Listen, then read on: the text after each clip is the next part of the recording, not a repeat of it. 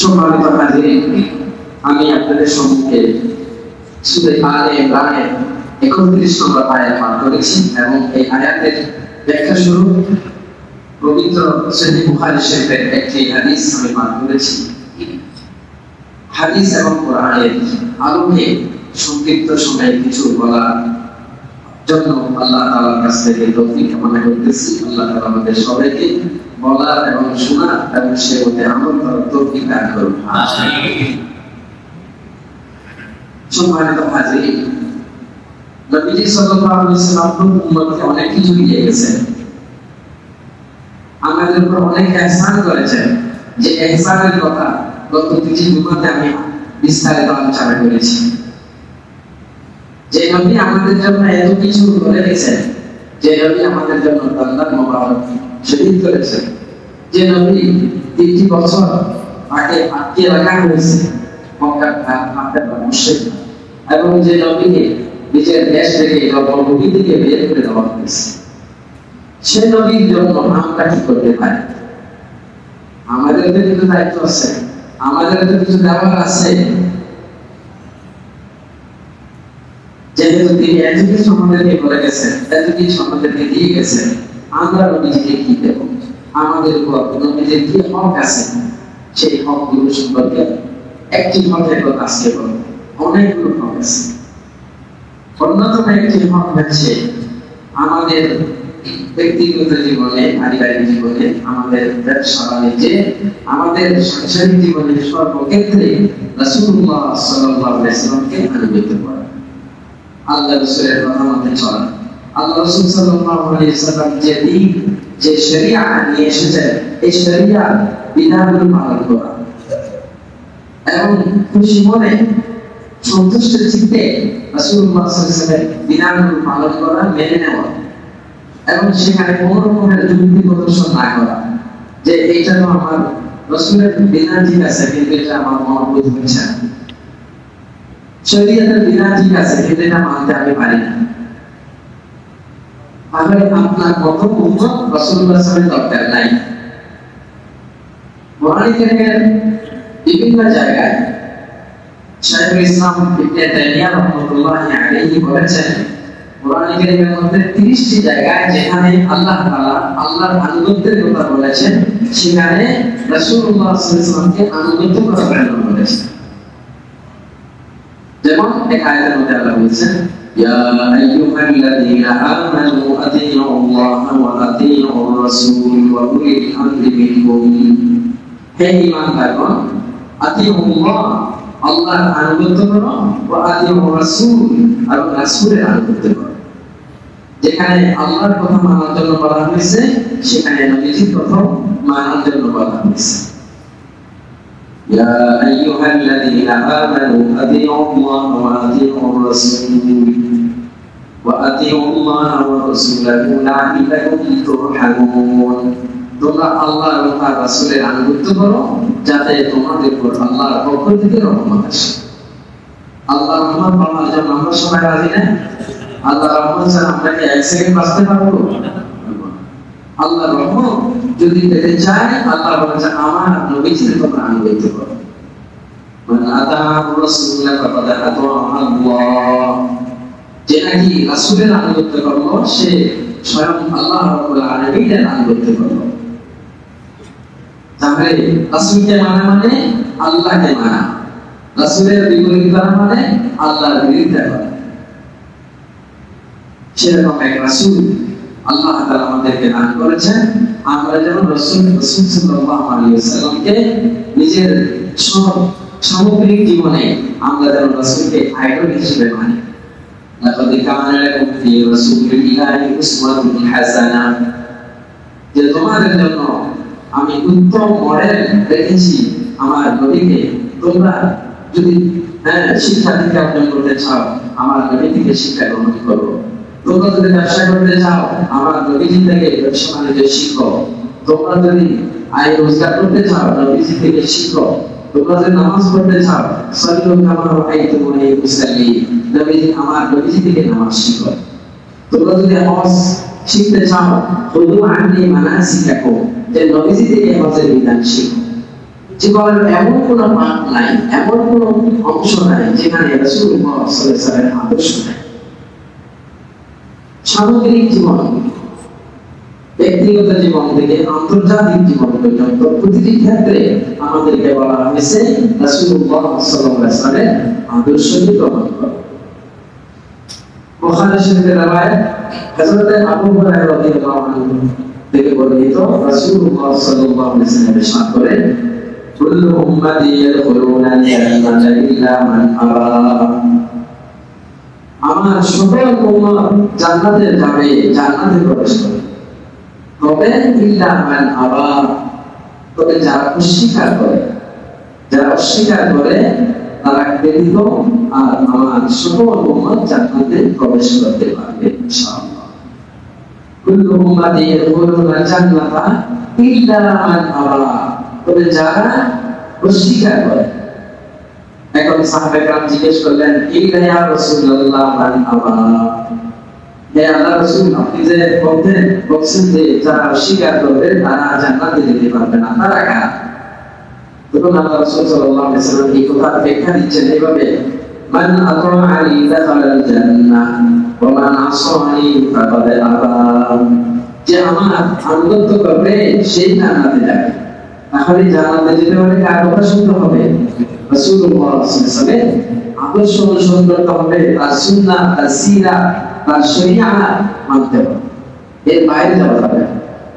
সবাই জান্নাতে যাওয়ার জন্য প্রস্তুত আছি তো ইনশাআল্লাহ? জান্নাত ছাড়া আছে কি আমাদের?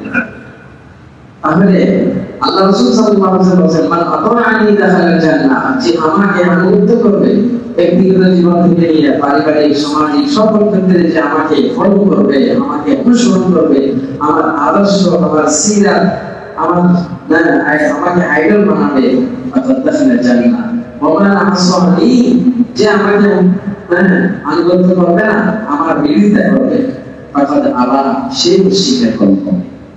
প্রশ্ন হয়েছে, কে অস্বীকার করে? আল্লাহ রাসূল সাল্লাল্লাহু আলাইহি ওয়াসাল্লাম, যে আমার আনুগত্য করে না, যে আমার আদর্শ অনুসরণ করে না, সে অস্বীকার করলো, আর যে অস্বীকার করবে তার ঠিকানা জাহান্নাম। নাউযুবিল্লাহ। আমরা সবাই নবীজিকে মহব্বত করি বলে দাবি করি না? সবাই দাবি করি, মুসলমান মাত্র নবীজিকে মহব্বত করে বলে দাবি করি। তবে এই মহব্বতের একটা মাপকাঠি আছে। কার অন্তরে রাসূলের মহব্বত, প্রকৃত মহব্বত, কার অন্তরে মহব্বত ভেজাল মহব্বত, সেটার জন্য আল্লাহ তাআলা সূরা আলে ইমরানের ৩১ নম্বর আয়াতের মধ্যে একটা মাপকাঠি দান করে দিয়েছেন, যে এই মাপকাঠির মধ্যে যদি হয় তাহলে তুমি তোমার রাসূলের ভালোবাসাতে দাবি করতেছো, তুমি সত্য বাস্তব তোমার কথা। আর যে এই মাপকাঠির বিপরীত হবে সে মিথ্যাবাদী, সে মুখে দাবি করে নবীজিকে ভালোবাসে, কিন্তু আসলে এই ভালোবাসা নির্ভেজাল ভালোবাসা নয়, নিখুঁত নয়, এটার মধ্যে ভেজাল আছে। আল্লাহ তাআলা কোরআনের মধ্যে বলেন, কুল ইন কুনতুম তুহিব্বুনাল্লাহ ফাত্তাবিউনি ইউহিব্বুকুমুল্লাহ। হে নবী, আপনি বলেন, ইন কুনতুম তুহিব্বুনাল্লাহ, তোমরা যদি আল্লাহকে ভালোবাসা দাবি করো, যে তোমরা আল্লাহকে ভালোবাসো, এই কথা যদি দাবি করো, ফাত্তাবিউনি, আমি নবীর ইত্তেবা করো, অনুসরণ করো। তাহলে যদি তোমরা আল্লাহ আল্লাহ রাসূলকে ভালোবাসো বলে দাবি করো, তাহলে অবশ্যই তোমাদেরকে আমি নবীর আদর্শ অনুসরণ করতে হবে, আমি নবীর সুন্নাত মতে চলতে হবে, আমাকে অনুসরণ করতে হবে, আমাকে ফলো করতে হবে।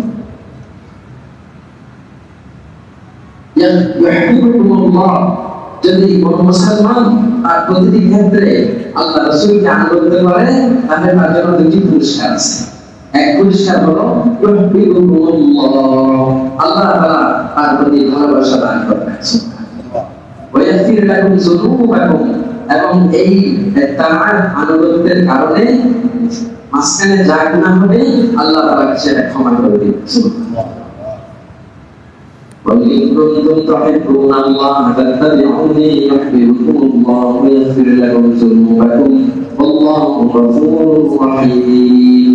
সূরা আল ইমরানের ৩১ নম্বর আয়াতের তাফসীর আপনি দেখেন, সেখানে রাসূলকে ভালোবাসতে হলে তার এক নম্বর মাপকাঠি হচ্ছে রাসূলের আদর্শ অনুসরণ করতে হবে।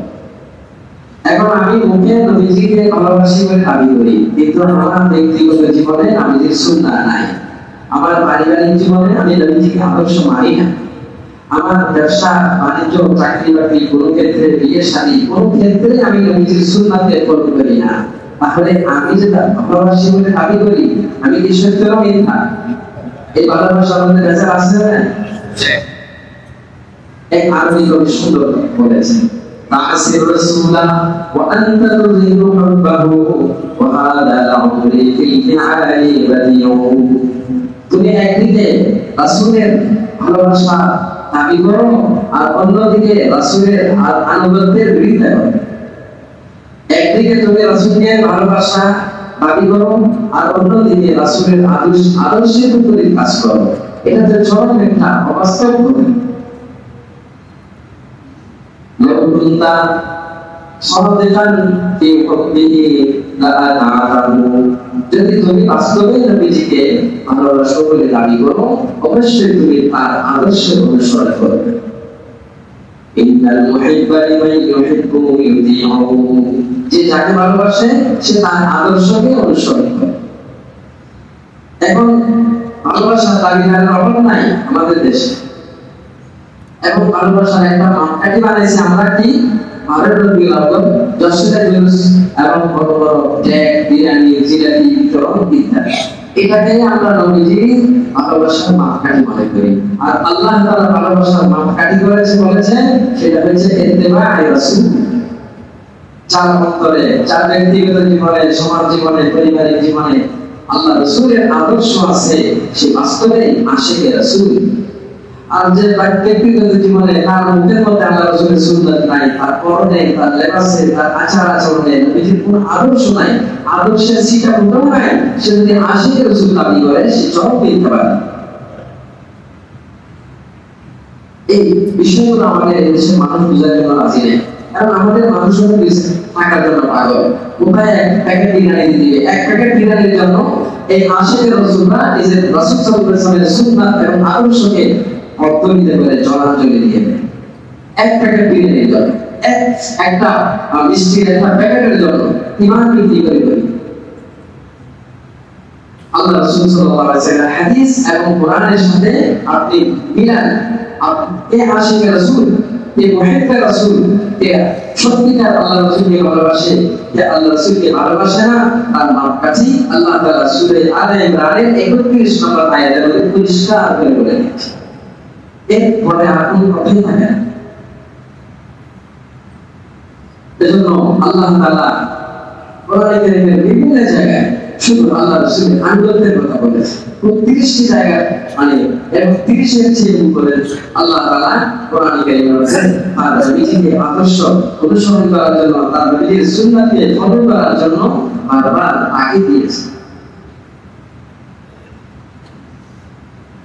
সম্মানিত হাজিরিন, রাসূল সাল্লাল্লাহু আলাইহি ওয়াসাল্লামকে সবচেয়ে বেশি ভালোবেসেছেন কারা? এই প্রশ্নের উত্তর যদি করা হয়, এই প্রশ্নের যদি করা হয়, এই প্রশ্নের উত্তর হবে সবচেয়ে নবীজিকে ভালোবেসেছেন কারা? হযরতে সাহাবায়ে। আপনারা হচ্ছে তারা তাদের ইশক, তাদের মুহাব্বত রাসূলের প্রতি অনেক হাজার কোটি গুণ বেশি ছিল। সাহাবায়ে کرام দৃষ্টান্ত পেশ করেছেন যে নবীজিকে তারা কিভাবে ভালোবাসতেন। তাদের ভালোবাসা নিছক মৌখিক দাবির মধ্যে সীমাবদ্ধ ছিল না। তারা প্র্যাকটিক্যালি, কাজে কর্মে, বাস্তব জীবনে তারা দেখিয়ে দিতেন যে তারা প্রকৃত আশিকে রাসূল। এবং জীবনের প্রতিটি ক্ষেত্রে খুঁজে খুঁজে তারা রাসূলকে, আল্লাহ রাসূলের আদর্শকে গ্রহণ করার জন্য তারা সবসময় চেষ্টা করতেন। একটা বিষয় তাদের সামনে আসছে, আল্লাহ রাসূল এই বিষয়ে কি বলেছেন। বিয়ের সাথে বিষয় আসছে, আল্লাহ রাসূল বিয়ের সাথে কিভাবে করেছেন সেটাই দেখেন। ব্যবসা বাণিজ্য, আল্লাহ রাসূল ব্যবসা বাণিজ্যের কি নিয়ম নীতি বলে গেছেন সেটাই তারা দেখতেন। জীবনের প্রতিটি ক্ষেত্রে তারা রাসূলুল্লাহ সাল্লাল্লাহু আলাইহি ওয়াসাল্লামের আদর্শ অনুসরণ করতেন এবং সেই আদর্শ অনুসরণের মধ্য দিয়ে তারা প্রমাণ করেছেন তারা 100% তারা খাঁটি আশিকে রাসূল। হযরত ওমর রাদিয়াল্লাহু তাআলা ঘটনা যখন আশিকে রাসূল ছিলেন, যে একবার তিনি মক্কায় তাওয়াফ করতেছিলেন, তো এক পর্যায়ে হাজর আসওয়াদকে সামনে রেখে বলতে লাগলেন, ওয়াল্লাহি ইন্নাকা ইন্নী আ'লামু ইন্নাকা লাহাজারুন, আল্লাহর কসম আমি জানি তুমি একটা পাথর। ওয়ালাউলা মা রাআইতু রাসূলুল্লাহ সাল্লাল্লাহু আলাইহি ওয়াসাল্লাম ক্বাবলাতুকা মা ক্বাবলাতু, আমি যদি নবী সাল্লাল্লাহু আলাইহি ওয়াসাল্লামকে তোমাকে চুমু দিতে না দেখতাম তাহলে আমি চুমু দিতাম না। তাহলে এই হাজর আসওয়াদ একটা পাথর, এর চেয়ে বেশি কিছু না। তবে আমি তোমাকে চুমু দিচ্ছি কেন, তোমার গায়ে স্পর্শ করতেছি কেন, আমার নবীজি সাল্লাল্লাহু আলাইহি ওয়াসাল্লাম তোমাকে চুম্বন করেছেন, এই জন্য আমি চুমু দিচ্ছি। আল্লাহ রাসূল বলেছেন এই জন্য করতেছেন, এর বাইরে আর কোনো কথা নেই। এরপরে হযরত ওসমান রাদিয়াল্লাহু আনহুর ঘটনা, তিনি যখন সুলহ হুদাইবিয়া সন্ধির সময় মক্কার মুশরিকদের কাছে গেলেন, তখন পরনে ছিল লুঙ্গি, লুঙ্গিটা নতুন করে টাকুন করে। তো ওখানে যারা ছিল তারা বলছে যে আপনি যে বেশে আসছেন এতে আপনার প্রেস্টিজ নষ্ট হবে, আপনি লুঙ্গিটা নিচের দিকে নামিয়ে দেন, প্রেস্টিজ নষ্ট হয়ে যাবে, আপনার পায়জামা নিচের দিকে নামিয়ে দেন। এইভাবে তারা মনে করবে আপনি অশিক্ষিত, আপনার মধ্যে কোনো আধুনিকতা নেই, মডার্ন নাই, এজন্য আপনি কি করেন না নিচে নামিয়ে দেন, এতে আপনার সম্মান বাড়বে। তখন হযরত উসমান গনি রাদিয়াল্লাহু আনহু বলেন, লা হাকাদা ইজরাতু সাহিবিনা রাসূলিল্লাহ সাল্লাল্লাহু আলাইহি ওয়াসাল্লাম, তোমরা আমাকে পাগল বলো, ব্যাকটেরিয়া বলো, আনকালচার বলো, সেটাই বলো, আমার নবীকে আমি যেভাবে লুঙ্গি পরিধান করতে দেখেছি এর নিচে টাকনো নিচে আমি লুঙ্গি নামাতে রাজি নেই। সুবহানাল্লাহ, ওরাই ছিলেন আশিকের রাসূল। মানে পরনে কোন পদ্ধতিতে লুঙ্গি পায়জামা পরবেন সেটাও তারা ভুল করেছেন, সেখানেও আল্লাহ রাসূলুল্লাহ সাল্লাল্লাহু আলাইহি ওয়াসাল্লাম আদর্শকে সর্বাগ তারা গ্রহণ করেছেন। সেখানে কোন রকমের যুক্তি কি বলবে, কি পাগল বলবে, কি লেফটেন্যান্ট বলবে, আনকালচার বলবে, এগুলো তারা তোয়াক্কা করেন। পরোয়া করেননি তারা। আল্লাহ রাসূল সাল্লাল্লাহু আলাইহি ওয়াসাল্লাম যেভাবে পরিধান করেছেন, আমি আল্লাহ রাসূলকে যেভাবে পরিধান করে দেখেছি সেভাবে আমি করব, এর বাইরে আমি যাই না।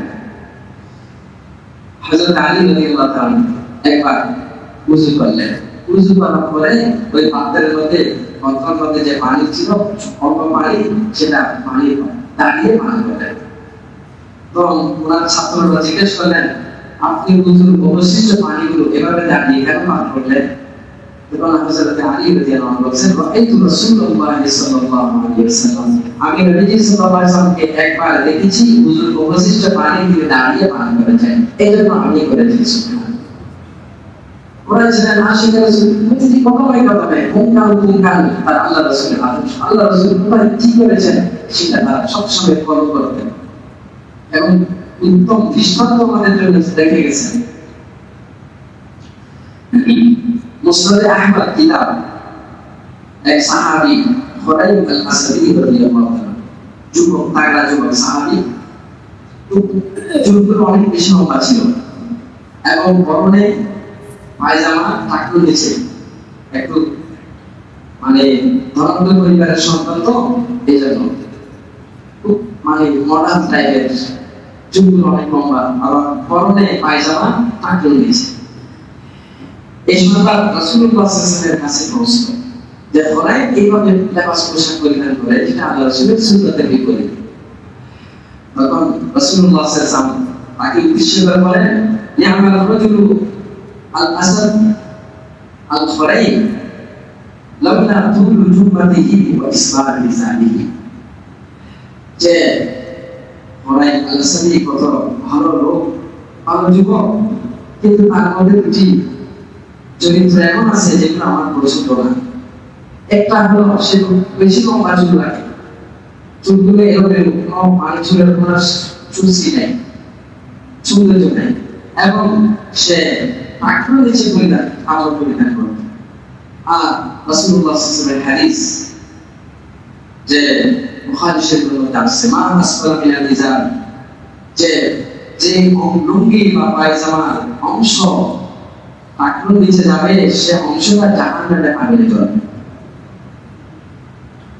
এখন ফলাইমান আসাদির অবস্থা এরকম, আল্লাহ রাসূল বলেন সে যদি চুলগুলো যদি এভাবে লম্বা করে না রাখতো এবং টাকনুর উপরে পায়জামা পরিধান করতো এটা ভালো হতো, কিন্তু তার এই পোশাক আমার কাছে পছন্দনীয় না। আল্লাহ রাসূলের এই কথাটা কোন সাহাবী তার কানে পৌঁছে দিলেন। পৌঁছার সাথে সাথে আল্লাহ রাসূলের বাণী শোনার সাথে সাথে একটা কেচি দিলেন, কেচি নিয়ে আমার বন্ধু বলল ভাই আমার চুলগুলো একেবারে কেটে ফেল। তারপরে ওই যে টাকনুর নিচে যে কাপড় যাচ্ছিল সেই কাপড়টা টাকনুর উপর বরাবর ওটা নিচের যে অংশ সেটা কেটে দিয়েছে। বলেছিলেন আশিকে রাসূল আল্লাহ রাসূলের আদর্শ কিভাবে বাস্তবায়ন করেছেন তাদের জীবনে। আর আমরাও আশিকে রাসূল বলে দাবি করি, আমাদের আশিকে রাসূলের দাবিটা বাড়ানোর রবিলা বলে জন্য সীমাবদ্ধ। একটা 10টা জুলুস, কিছু মানে পতাকা আর এর ভিতর ডিজে গান, এগুলো আশিকে রাসূল। তামাশা, ডিজে গান, এই সমস্ত যুবক প্রমাণগুলো কি পরিমাণ আশিকে রাসূলের নাম দিয়ে আল্লাহর নাফরমানি করতেছে। কোথায় নামাজ, কোথায় আল্লাহ রাসূলের সুন্নাহ, কোনো কিছুই নাই। ডিজে গান বাজায় আশিকে রাসূলের স্লোগান দিচ্ছে। আর এগুলো বলে যে ওনারা নবী দুশমন, নবী দুশমন। আল্লাহ রাসূলের কোরআন এবং হাদিস যখন আপনার সামনে আসবে আপনার চুপ খুলে যাবে। এগুলো মানে বলা হয় না কত জিলাপি দিতে পারবে, কে কত মরিচ দিতে পারবে, গরু দিতে পারবে। মোহাম্মদ ছিল গরু ছাগলের কারখানা। সাহাবায়ে কেরামের আদর্শ, তারা চুল রাখার ব্যাপারও আল্লাহ রাসূলের আদর্শ মানতেন। আর আমাদের বর্তমান যুবকেরা আল্লাহ রাসূলের উম্মত হয়ে সেলুনের দোকানে গিয়ে কোন প্লেয়ার কিরকম চুল রাখে সেটা অনুসরণ করে সে চুল বানায়। কেউ মেসির জন্য পাগল হয়ে যাচ্ছে, কিংবা হাকিমের জন্য পাগল হয়ে যাচ্ছে, কিন্তু তার অন্তরে তার যে আইডল আইকন আল্লাহ তাআলা বানিয়েছেন নবী মুহাম্মদ সাল্লাল্লাহু আলাইহি ওয়াসাল্লামকে। নবী মুহাম্মদ সাল্লাল্লাহু আলাইহি ওয়াসাল্লামের চুলগুলো কেমন ছিল, তার পরনের পায়জামা কেমন ছিল, তার লেবাস পোশাক কেমন ছিল, সবকিছু বিস্তারিত বর্ণনা রাসূলুল্লাহ সাল্লাল্লাহু আলাইহি ওয়াসাল্লাম সাহাবারা হাদিসের মধ্যে বর্ণনা দিয়ে গেছেন। বিয়ে শাদী ক্ষেত্রে আল্লাহ রাসূলের সুন্নাতকে জবাই করা হয়। আমরা যদি বলি এইভাবে বিয়ে করবেন, এইভাবে বিয়ে করলে হবে না, তখন আমাদের কথা পাত্তা দিতে চায় না মানুষ। মানুষ নিজের পাত্তা থেকে যেটা শিখছে ওইটাই ফলো করে।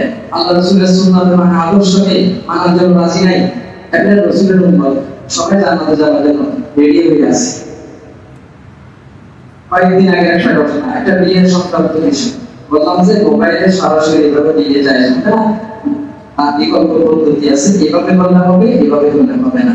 আমার এই কথা শুনে ওই লোকগুলো বলে যায় এই সমস্ত ফতোয়া আমরা করতে রাজি নেই।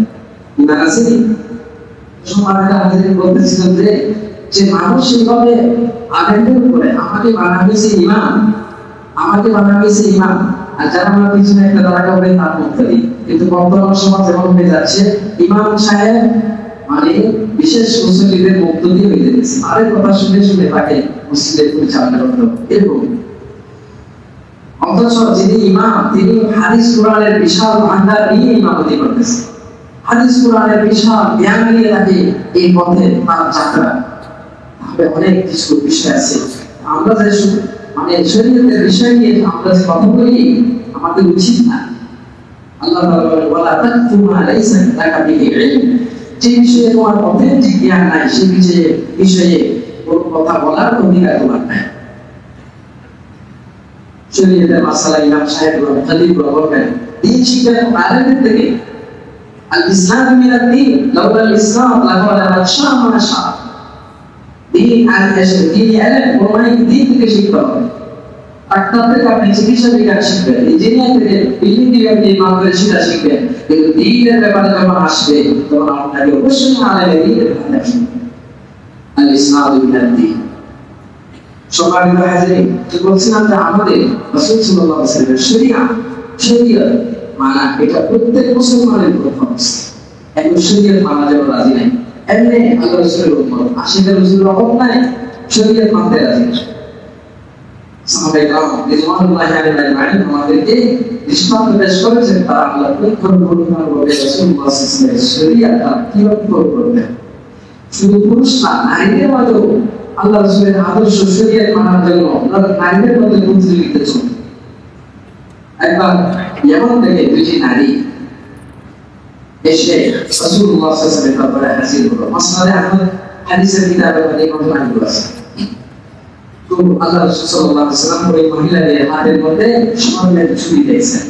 তো আল্লাহ রাসূল সাল্লাল্লাহু আলাইহি ওয়াসাল্লাম বলছেন, তোমরা যে হাতের স্বর্ণের চুড়ি পরিধান করেছো এগুলো কি যাকাত দিয়েছো?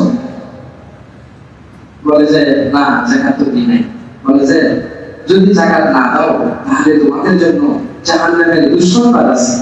তোমরা কি চাও এই দুই স্বর্ণের চুড়ির পরিবর্তে জাহান্নামের আগুনের দুটি চুড়ি তোমাদের হাতে পরিধান করা হোক? এটা কি তোমরা চাও?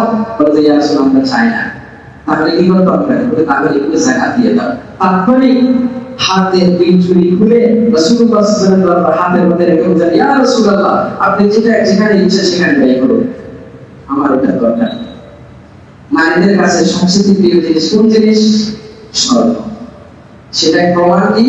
তাদের কাছে দুনিয়ার মধ্যে সবচেয়ে বেশি প্রিয়, সবচেয়ে বেশি তাদের যার কাছে মানে অতি মূল্যবান সেটা হলো স্বর্ণ।